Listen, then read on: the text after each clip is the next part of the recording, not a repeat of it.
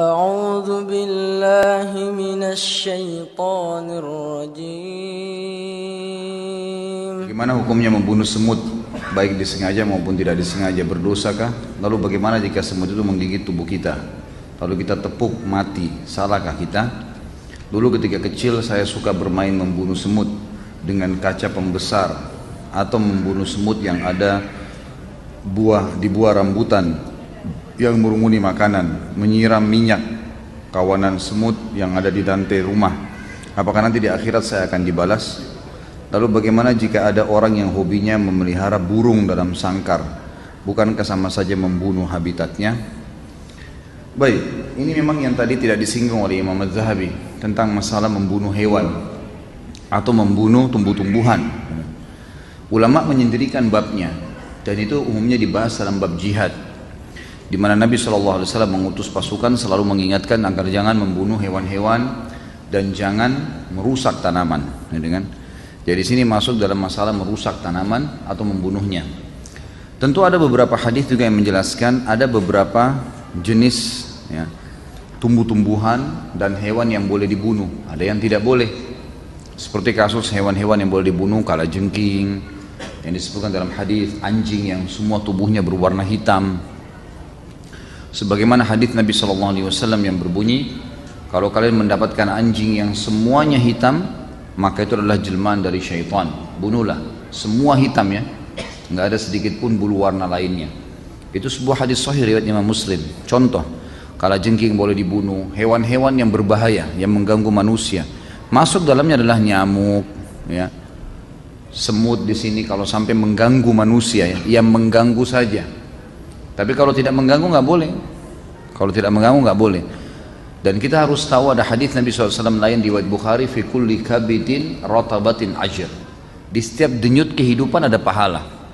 Jadi kalau justru ada semut di rumah, disapu, dikeluarin dengan niat ini juga makhluknya Allah, ya sudah saya keluarin, itu dapat pahala.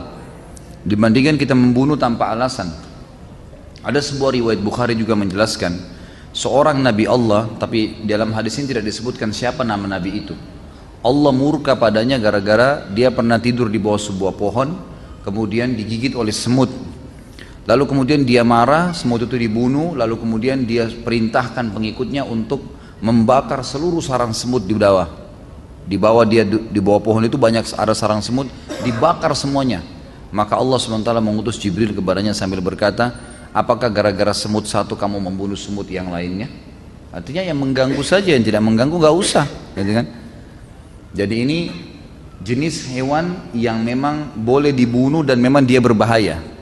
Ada jenis hewan yang boleh dibunuh tanpa berbahaya, seperti kita tahu hewan-hewan yang dimakan, ayam kan disembelih, kambing nanti Idul Adha ini, unta, gitu kan? Kuda, mungkin ada orang menyembelih kelinci, itu semua boleh, halal. Jadi ini hewan-hewan yang boleh dibunuh. Tapi hewan-hewan yang umumnya tidak ada sebab, tidak ada sesuatu yang berbahaya dari mereka, nggak boleh. Yang diambil daripada hadis jihad tadi, sama dengan tanaman-tanaman. Ada tanaman yang boleh, seperti misalnya sayur-sayuran yang dicabut sama akarnya, ubi misalnya, gitu kan? Semua harus dicabut, jangan otomatis mati, gitu kan? Maka itu tidak ada masalah, kena dikonsumsi, gitu kan?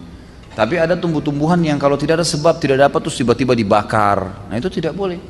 Membakar itu berarti sama dengan membakar. Jadi membakar tumbuh-tumbuhan sama dengan membakar hewan, sama dengan membakar makhluk Allah yang lain, ini tidak dibolehkan. Jadi di sini dipilah ya. Kalau yang mengganggu Anda silahkan, itu kan, itu masih boleh. Bahkan ya sapi yang mengamuk kemudian ditembak atau ini karena berbahaya bagi orang, itu tidak ada masalah karena berbahaya bagi manusia. Kalau enggak maka enggak boleh.